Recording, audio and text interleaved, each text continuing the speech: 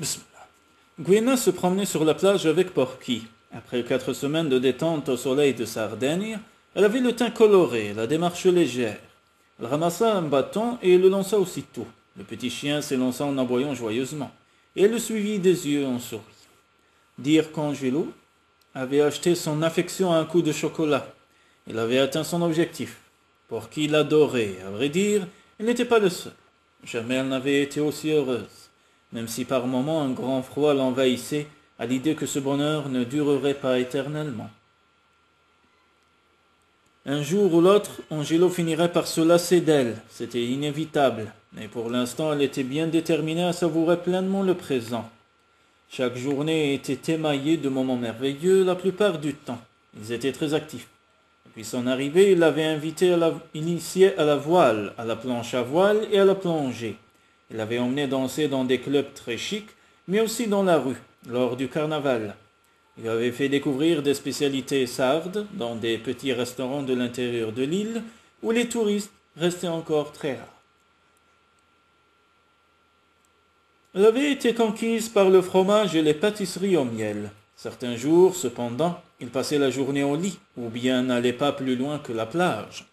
Mais quel que soit le programme de la journée, elle s'endormait tous les soirs dans les bras d'Angelo et s'y réveillait tous les matins.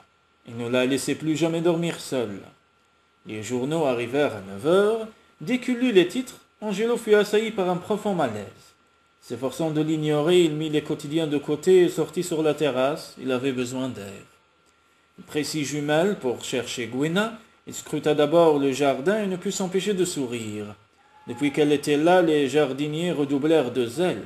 Mais ce matin, elle se trouvait sur la plage, constata-t-il quelques instants plus tard. Bien sûr, elle s'amusait comme une gamine avec Porky. Vêtue d'un short à pois bleu et d'un haut jaune citron, elle était délicieuse. Quelle femme exceptionnelle, naturelle, honnête et d'une générosité inouïe. Un vif sentiment de culpabilité le submergea. Il s'était conduit avec elle de manière impardonnable. Non seulement il l'avait soumise à un chantage odieux, mais lui avait caché une partie de la vérité. Elle avait bien envisagé de la lui avouer, mais comment parviendrait-il à justifier sa conduite? Gouina était si intègre, si droite, jamais elle ne lui pardonnerait.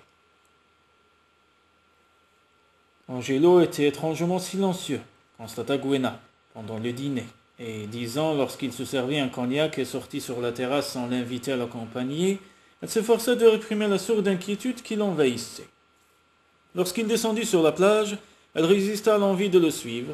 Pour s'occuper, elle prit le journal qu'il avait laissé ouvert sur la table basse. Un long article était consacré à un parrain de la mafia qui venait de mourir en Amérique du Sud. Elle l'emporta dans la chambre et finit par s'absorber dans la lecture de cette histoire aux allures de roman policier. « Que lis-tu » Elle tressaillit. « Angelo, où étais-tu » « Allons bas, voilà que tu réagis comme une épouse, railla-t-il d'une voix rauque. Si j'étais ton épouse, je t'aurais téléphoné depuis longtemps pour savoir où tu étais et si tu avais l'intention de rentrer, reconnut-elle sans hésitation. Angelo éclata de rire.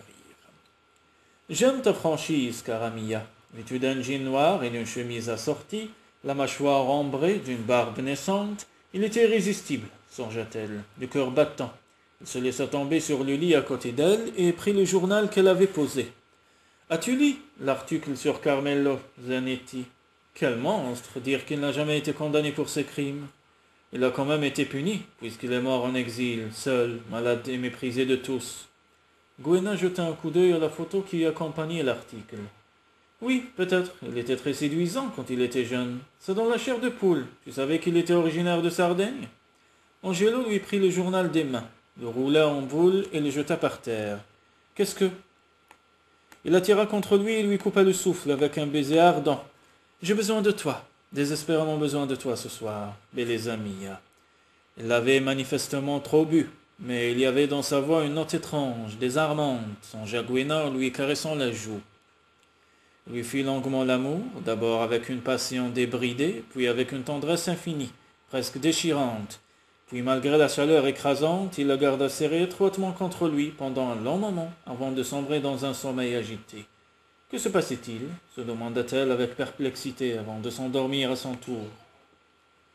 Elle se réveilla, peu avant l'aube, Sur le seuil de la salle de bain, Angelo frottait ses cheveux mouillés avec une serviette. Elle alluma la lumière et se redressa inquiète. « Tu n'arrives pas à dormir ? J'ai quelque chose à te dire. » L'estomac de Gouena se noua. Non, soudain elle n'avait plus du tout envie de savoir ce qui se passait. Elle avait peur, très peur, que l'aveu qu'il s'apprêtait à lui faire la hante à tout jamais. Avait-il eu une maîtresse ? Pourtant depuis un mois il ne l'avait quittée que 3 nuits et tout. En tout. Et chaque fois il avait passé des heures au téléphone avec elle.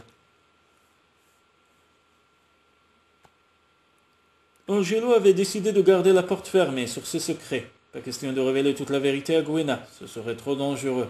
En revanche, il avait une bonne nouvelle à lui annoncer. Alors pourquoi attendre ?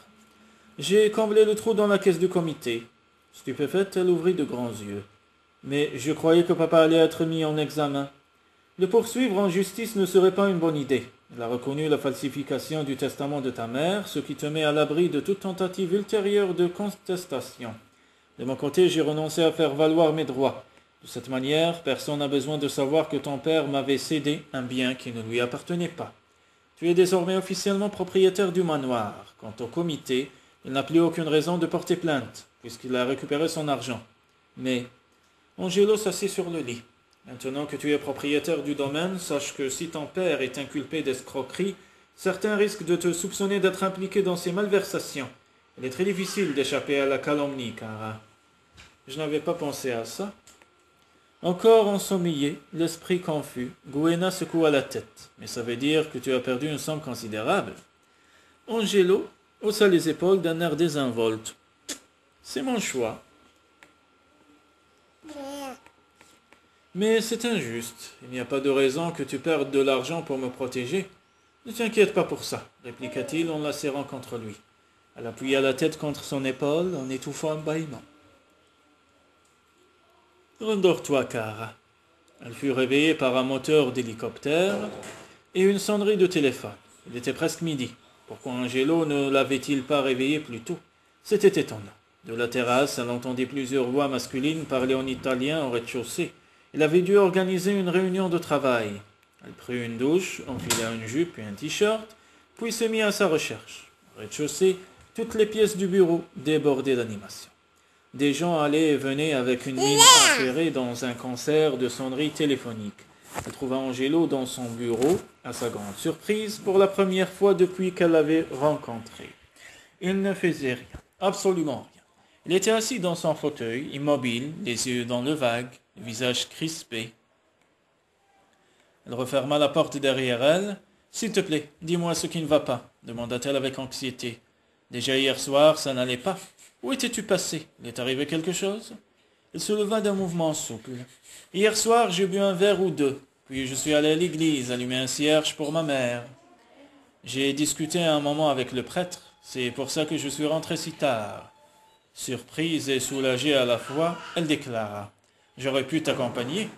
J'avais besoin de réfléchir, c'est pour ça que je ne t'ai rien dit. Mais aujourd'hui, les événements m'ont rattrapé. L'information est dans les journaux, à la télévision, sur Internet. Que se passe-t-il ? Pourquoi es-tu aussi perturbé ?» Il darda sur elle un regard étincelant. « Je suis furieux, pas perturbé. » Inutile d'insister, décida-t-elle. Mieux valait éviter de blesser son amour-propre. Pour t'expliquer la situation, je dois remonter quelques années en arrière, poursuivit-il. Quand j'ai eu 18 ans, j'ai été convoqué chez un notaire où j'ai appris qui était mon parent. Ma mère en avait exprimé la volonté dans son testament. Avant de mourir, elle m'avait déjà prévenu qu'elle appartenait à une famille peu recommandable, que mon père était un homme dangereux et que si lui ou des gens de sa famille nous retrouvaient, ils essaieraient de m'enlever à elle. Quel fardeau écrasant pour un petit garçon, songea Gouena le cœur serré. Riccardi n'est pas mon vrai nom. Ma mère a changé plusieurs fois d'identité. Après son arrivée en Angleterre, elle fuyait sa famille, cette famille que j'ai passé ma vie à renier. Angelo fit une pause avant de poursuivre. Ma mère était la fille de Carmelo Zanetti, et mon père appartenait à une autre famille de la mafia. Mon Dieu, ce vieil homme qui est mort cette semaine était ton grand-père. Pas étonnant que tu aies été bouleversé hier soir. Per amore di Dio, je n'étais pas bouleversé. C'était un criminel et je ne le connaissais pas. Nous ne nous sommes rencontrés qu'une seule fois, alors qu'il était déjà très malade. » Gouena se mordit la lèvre. De toute évidence, l'orgueil d'Angelo lui interdisait formellement d'être bouleversé ou perturbé. Mais qu'il soit prêt ou non à la reconnaître, cette rencontre avec son grand-père avait dû être pour lui une épreuve redoutable. « Tu n'es pas responsable de ta famille, ce qui compte c'est ce que tu fais de ta vie. » Angelo eut un petit rire sans joie. « Encore faut-il pouvoir choisir sa vie. À 18 ans, je voulais devenir avocat. C'est risible, non? Le jour où j'ai appris que toutes les branches de mon arbre généalogique étaient gangrénées par la mafia, ce rêve est devenu impossible. Avec un tel pédigré, je n'aurais jamais pu être crédible. » Gouena sentit sa gorge se nouer. Quelle amertume dans la voix d'Angelo. J'ai donc décidé de me lancer dans les affaires, en me promettant de ne jamais commettre la moindre irrégularité, bien sûr. Quelques mois plus tard, la famille Zanetti m'a envoyé un intermédiaire avec une offre d'emploi et une Ferrari. La famille de ta mère savait où te trouver malgré toutes les précautions qu'elle avait prises, s'exclama Gouena, effaré. Il haussa les épaules. J'ai refusé l'emploi et la Ferrari. Par la suite, j'ai toujours soigneusement gardé mes distances jusqu'au jour où j'ai accepté de rencontrer Carmelo parce qu'il était malade. C'est la plus grosse erreur que j'ai jamais commise. Gouena prit la main d'Angelo. Ne sois pas si dur envers toi-même. Il scruta son visage avec incrédulité. As-tu bien compris de quel milieu je viens, ou bien es-tu trop occupé à me réconforter pour penser à autre chose? J'ai compris, bien sûr, mais il y a un détail qui m'échappe. Comment ta relation avec Carmelo Zanetti est-elle devenue de notoriété publique? Il y a eu des fuites au sujet de son testament. Or il paraît qu'il m'a désigné comme légataire universel. C'est une façon pour lui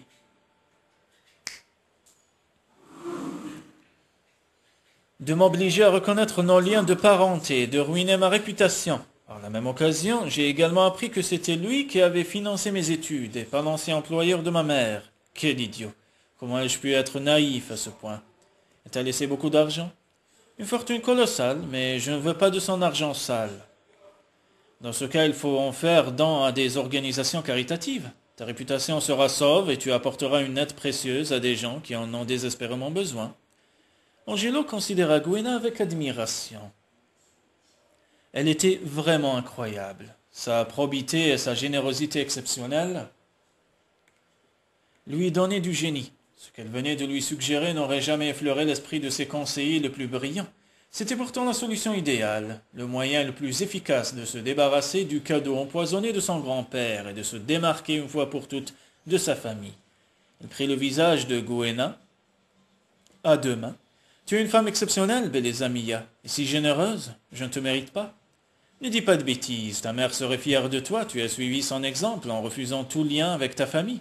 Et tu as brillamment réussi tout en restant honnête et respectueux des lois. » Le visage d'Angelo s'assombrit. « Oui, mais j'ai quand même commis des fautes dont je ne suis pas fier. » Au même instant, des coups furent frappés à la porte. Il alla ouvrir et échangea quelques mots en italien avec la gouvernante. « Il y a un appel pour toi, » traduisit-il en se tournant vers Gouena. Elle réprima un soupir de frustration. Ça ne pouvait pas plus mal tomber. Juste au moment où Angelo semblait prêt à s'épancher. « Je reviens tout de suite, surtout attends-moi. » Pour la première fois de la matinée, Angelo eut un large sourire. Ravi de lui avoir remonté le moral, Gouena suivit la gouvernante dans la pièce voisine, le cœur gonflé de joie. La voix de son père lui fit l'effet d'une douche froide. « Qu'y a-t-il » ? « Angelo Riccardi est le fils de Fiorella. » Gouena arqua les sourcils avec perplexité. « Désolé, mais je ne te suis pas. Tu n'es pas au courant? Tu n'as pas écouté les informations? Angelo Riccardi est le petit-fils de Don Carmelo Zanetti. » « Je sais, mais cette Fiorella... » « C'était la fille de Zanetti, mais quand je l'ai rencontrée, elle vivait sous une fausse identité. Je n'ai vu Angelo qu'une fois ou deux quand il était petit. En principe, Fiorella le faisait garder quand nous nous voyions. Mais quand je l'ai vu le jour où il a eu cet accident, il m'a rappelé quelqu'un. Je te l'ai dit, tu te souviens? Oui. Les jambes tremblantes, Gouena avait du mal à respirer. Elle s'assit dans le fauteuil le plus proche. Une coïncidence aussi extraordinaire, était-ce possible? Tu ne vois pas ce que ça veut dire? Demanda son père. Gouena avait l'impression de devenir folle. « Que le monde est petit, » murmura-t-elle. « Tu ne peux pas être naïve à ce point, de toute évidence, nous avons été piégés tous les deux. Depuis les débuts, Riccardi avait décidé de venger sa mère, après avoir remis tout l'argent de Fiorella aux hommes qui me menaçaient. Je l'ai laissé tomber. Par la suite, elle a dû avoir des problèmes financiers. Je n'y suis pour rien, mais Ricardi me tient peut-être pour responsable. » Gouina était au bord du malaise. « De quoi parles-tu? Pour quelle raison Angelo aurait-il voulu me piéger? Parce que tu es ma fille, bien sûr. Il a décidé de tout me prendre, y compris ma fille. C'est pour ça qu'il t'a monté contre moi. Mes ennuis récents ne sont pas une coïncidence. Ricardi rachète Fernreich Leder et tout à coup on m'accuse de vol. Tu étais coupable. Peut-être, mais ça ne change rien au fond du problème. Ricardi est en train de régler ses comptes. Je reconnais que j'ai laissé sa mère dans le pétrin, mais je n'avais pas le choix. En tout cas, à présent, je sais que le responsable du cauchemar que je vis depuis quelques mois s'appelle Angelo Ricardi. Les gens que tu as escroqués ont sans doute un point de vue très différent. Je suis désolé, mais je n'ai pas envie de poursuivre cette conversation. » Gouina raccrocha d'une main tremblante. Était-il possible qu'Angelo se serve d'elle depuis le début dans la seule intention de se venger de son père? Elle s'empressa de le rejoindre. « Ta mère s'appelait-elle Fiorella » demanda-t-elle sans préambule. Il se figea. « Si. » Elle eut l'impression qu'il lui plantait un poignard dans le cœur, espérait-on qu'il allait lui répondre par la négative. Même si tout au fond d'elle-même, elle savait déjà que pour une fois, son père lui avait dit la vérité. « Tu savais qu'elle avait une liaison avec mon père ?»« Santo cielo. C'était lui au téléphone, n'est-ce pas ?» Pour la première fois depuis son enfance, Angelo fut étreint par la peur. Ce qui lisait sur le visage de Gouina était terrifiant. Ses traits s'étaient altérés. Ses yeux d'un bleu si limpide, d'ordinaire s'étaient voilés. Son regard était empreint d'une méfiance déchirante. Que dire pour sa défense? Il n'en avait aucune idée. Gouina souffrait à cause de lui, et malheureusement il n'avait aucun moyen de la réconforter. Jamais il ne se le pardonnerait. « Il y a un mois, mon père m'a parlé de Fiorella pour la première fois, déclara-t-elle d'une voix sans timbre. Je n'ai pas cru un mot de l'histoire qu'il m'a racontée. Elle est tissée rocambolesque, des gangsters qui menaçaient de le tuer s'il ne leur remettait pas tout l'argent de sa maîtresse et qui... Que dis-tu? Livide. Angelo écouta Gouina lui rapporter le récit de son père. S'ils l'ont dépouillé de son argent, dit-il, c'était sans doute pour obliger ma mère à rentrer chez elle, si c'est bien vrai. Quand il m'a raconté ça, mon père ignorait qui tu étais. Il vient juste de l'apprendre par les journaux. Je pense que pour une fois, il ne mentait pas. Mais va le lui demander toi-même, après tout, s'écria Gouina, incapable de contenir plus longtemps la colère qui l'étouffait. Je comprends à présent pourquoi tu as toujours évité de l'approcher. Tu craignais qu'il te reconnaisse, n'est-ce pas? Angelo leva les mains dans un geste d'apaisement. Calme-toi. As-tu prémédité ta vengeance contre mon père? As-tu racheté Fernreich Leder uniquement dans le but de l'atteindre? Angelo passa nerveusement la main dans ses cheveux sans répondre. J'ai droit à une réponse honnête, insista-t-elle en s'efforçant de réprimer les tremblements de sa voix. Il sortit sur la terrasse. Angelo, s'il te plaît, supplia-t-elle en le suivant. Il pivota sur lui-même pour lui faire face. Je croyais que ton père avait escroqué ma mère. N'essaie pas de noyer le poisson. Ce que je veux savoir, c'est si tu as délibérément pris mon père pour cible, dès le départ. Angelo soupira. Oui, j'avais fait faire une enquête sur lui. Je savais qu'il vivait au-dessus de ses moyens. J'ai racheté Fernreich Leder pour avoir accès au compte, parce que je me doutais qu'il détournait des fonds. Et moi dans tout ça? Toi, ça ne s'explique pas. La première fois que je t'ai vu, j'ai eu l'impression de recevoir une enclume sur la tête. J'aurais fait n'importe quoi pour te séduire, je te jure que j'ignorais que tu étais sa fille avant que tu viennes plaider sa cause au bureau. Mais quand tu l'as appris, cela t'a excité, n'est-ce pas? Commenta-t-elle avec un mépris cinglant qui ne lui ressemblait pas. Tu crois que j'en suis fier? Quand j'ai pris conscience que ma conduite était indigne, il était trop tard pour faire marche arrière. Quelle idiote, s'exclama-t-elle, furieuse contre elle-même.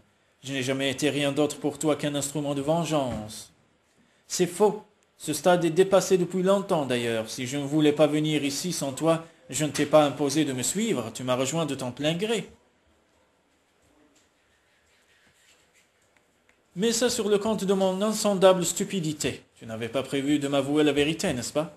Je ne voulais pas te perdre. Il n'est pas question que je reste ici plus longtemps. Je rentre chez moi. Tu vas être harcelé par les journalistes à cause de notre relation, la prévint Angelo d'une voix crispée en la suivant dans la maison. Elle prit Porky, qui dormait sous le bureau, et le serra contre elle. Ce sera une excellente occasion de leur annoncer qu'elle n'est plus d'actualité.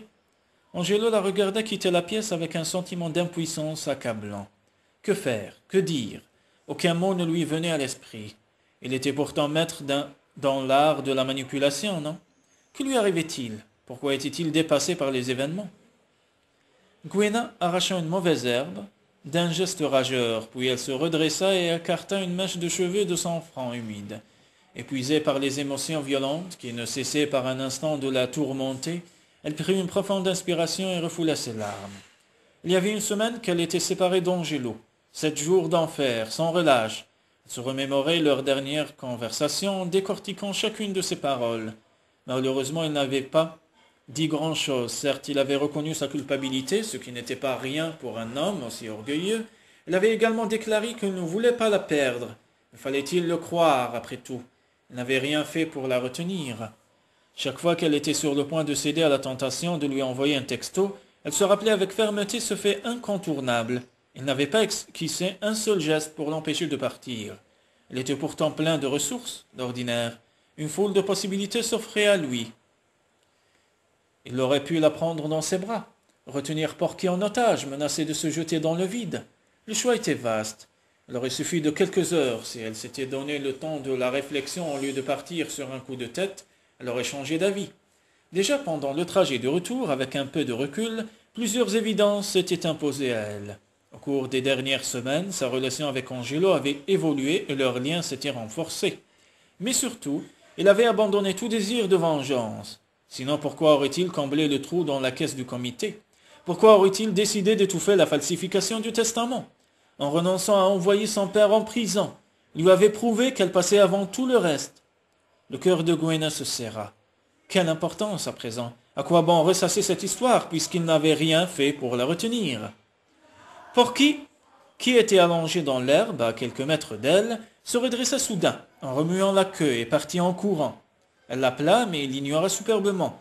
Il avait tellement été gâté en Sardaigne qu'il était devenu impossible, songea-t-elle en s'attaquant à une autre touffe de mauvaise herbe. Quelques instants plus tard, des aboiements joyeux lui firent lever la tête. Son cœur fit un bond dans sa poitrine et elle lâcha sa binette. Angelo s'immobilisa à quelques mètres d'elle. « Je te préviens, je ne repartirai pas d'ici sans toi, déclara-t-il d'un ton ferme. Mais d'abord, tu dois écouter ce que j'ai à te dire. » S'efforçant de contenir la joie immense qui la submergeait, elle attendit qu'il poursuive. « J'ai réfléchi et je suis certain que lors de notre unique rencontre, Carmelo m'a manipulé. Je ne savais presque rien de ma mère, je n'avais que quelques souvenirs très vagues, et toutes mes recherches se heurtaient à un mur, si bien que je n'ai pas résisté à la tentation lorsqu'il m'a convoqué pour me parler d'elle. Il m'a raconté que Donald Hamilton avait séduit ma mère avant de lui prendre tout son argent et de la laisser tomber alors qu'elle était enceinte. « Elle était enceinte ?» s'exclama Gwenna avec consternation. « Ton père affirme que non, mais je ne suis pas sûr de pouvoir lui faire confiance à ce sujet. » Stupéfaite, Gwenna ouvrit de grands yeux. « Tu es allé le voir? Tu lui as parlé? »« Ce matin, c'est ce que j'aurais dû faire dès que j'ai appris son existence. Au lieu de céder au désir de vengeance, il faut reconnaître que son histoire tient debout. Je ne peux pas lui en vouloir d'avoir pris ses jambes à son cou quand il a appris que ma mère était la fille de Carmelo Zanetti, et qu'en plus elle était mariée à un Sorello. Il affirme que ma mère savait qu'il était marié lui aussi, comme on le vérifie à présent, mais peu importe. Il est temps de tourner la page. Elle n'avait jamais mesuré à quel point il devait être attaché à cette mère qu'il avait perdue tout petit, reconnut Gwenna intérieurement. Mais pourquoi ton grand-père t'a-t-il menté contre mon père? Angelo laissa échapper un petit rire contrit. Sans doute parce que ça l'amusait, tout simplement. Il a compris que j'avais une très haute idée de moi-même et il a voulu m'ouvrir les yeux. Il m'a prouvé que je ne valais pas mieux que le reste de ma famille. Comment peux-tu dire ça? C'est faux. Tu es trop indulgente, cara mia. Je ne me pardonnerai jamais d'avoir exercé sur toi un chantage ignoble, de t'avoir menti et de t'avoir fait souffrir, mais sache que même si j'ai mis du temps à en prendre conscience, je t'ai aimé dès le premier instant, et sans le savoir, je voulais que tu m'aimes comme tu aimais Toby. Gwenna déglutit péniblement. J'ai menti le jour où je t'ai dit que je pensais à lui quand j'étais avec toi. Il y avait déjà longtemps que tu l'avais remplacé dans mon cœur. Angelo rit. Dio mio, tu m'as fait vivre un enfer. Je ne sais pas ce qui m'a pris. Comment t'en vouloir? Je le méritais largement. Mais si tu es d'accord, à partir d'aujourd'hui, je consacrerai le reste de ma vie à te rendre heureuse. Le cœur de Gwenna s'affola dans sa poitrine. Avait-elle bien compris? Il mit un genou à terre. « Acceptes-tu de m'épouser » Submergée par un bonheur indicible, elle restait sans voix. Pendant un instant, elle lui demandait de l'épouser. « Oui. » Elle sortit de sa poche un énorme diamant et le glissa à son doigt. « Je t'aime, amata mia. Je t'aime, Angelo. » Elle se releva et s'empara de sa bouche dans un baiser passionné. Depuis la galerie dominant le hall de Massey Manor, Angelo observait avec amusement les photographes qui essayaient sans succès d'attirer l'attention de Gwenna. Ayant longuement posé plus tôt dans la journée pour l'ouverture officielle des jardins, elle était visiblement saturée. Massey Manor, qui avait retrouvé toute sa splendeur, accueillit un gala de charité en faveur d'un hôpital pour enfants de la région. Plusieurs événements du même genre étaient programmés tout au long de la saison par la Fondation Rialto, institution caritative subventionnée avec les fonds laissés par Carmen Lozanetti à son petit-fils. Lors de sa création, la générosité d'Angelo avait fait sensation et depuis, les médias couvraient largement chacune des manifestations.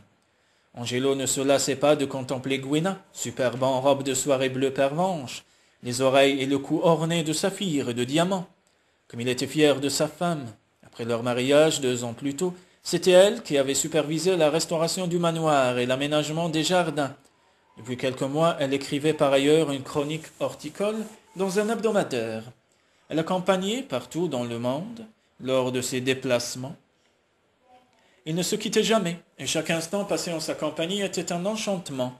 Mais le cadeau le plus merveilleux que Gwenna lui avait offert en dehors de son amour, c'était le petit bébé qu'il berçait contre son épaule. Leur fille avait été baptisée Alice Fiorella Massey Riccardi. 6 mois plus tard, il l'appelait simplement Ella. Porqué sur les talons, le petit chien détestait la foule. Angelo ramena Ella dans la nurserie où l'attendait sa nurse. Il était temps de rejoindre Gwenna pour ouvrir le bal. La journée a été longue. Je suis impatient de t'avoir pour moi toute seule, amata mia, murmura-t-il en lui offrant son bras. Le cœur battant, Gwenna se laissa entraîner dans une valse lente sous les lustres vénitiens. La soirée était très réussie, mais elle avait hâte, elle aussi, de retrouver un tête-à-tête avec l'homme de sa vie. Après avoir pris congé de leur dernier invité, elle expulsa Porky de la salle à manger. « Quel goinfre! Tu ressembles de plus en plus à un petit cochon, » plaisanta-t-elle en ramassant une assiette de gâteau qu'il venait de découvrir sous une chaise. Elle monta ensuite dans la nurserie et se pencha sur le berceau d'Ella. Comme sa fille était belle, avec ses joues roses et ses boucles brunes, sa grossesse avait été une surprise. Angelo l'avait taquiné sur sa prise de poids, bien avant qu'il commençât à comprendre. Des ébats impromptus sur la plage en Sardaigne au cours de l'été précédent avaient porté leurs fruits. À présent, ils espéraient donner très bientôt à Ella un petit frère ou une petite sœur. Gwenna poussa un soupir d'aise. Elle était vraiment très gâtée par la vie. Même son père ne réussissait pas à gâcher son bonheur. Donald Hamilton restait une source constante d'inquiétude, mais sa situation semblait s'améliorer depuis quelque temps. Son second mariage avait volé en éclats 2 ans plus tôt. Obligé de vivre plus modestement et abandonné par ses amis. Il avait noyé son chagrin dans l'alcool. Gwenna avait tenté de l'aider, sans résultat. Puis un jour, Angelo lui avait fait la merveilleuse surprise d'intervenir et de réussir. Là où elle avait échoué, quelques semaines plus tard, Donald Hamilton assistait régulièrement aux réunions des alcooliques anonymes, rasés de près et correctement vêtus. Depuis 1 mois, il occupait chez Rialto un poste de consultant spécialisé dans la prévention et la détection des fraudes.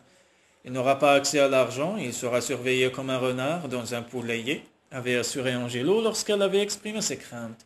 Et je crois qu'il a déjà des idées très intéressantes. Angelo la rejoignit dans leur chambre alors qu'elle enlevait ses boucles d'oreilles. Ses yeux croisèrent les siens dans le miroir et son cœur se gonfla de tendresse. Pour elle, il était venu en aide à son ancien ennemi. C'était la plus belle preuve d'amour qu'il pouvait lui donner. Il la fit pivoter sur elle-même et captura sa bouche. Gwenna répondit à son baiser avec toute la ferveur de son amour.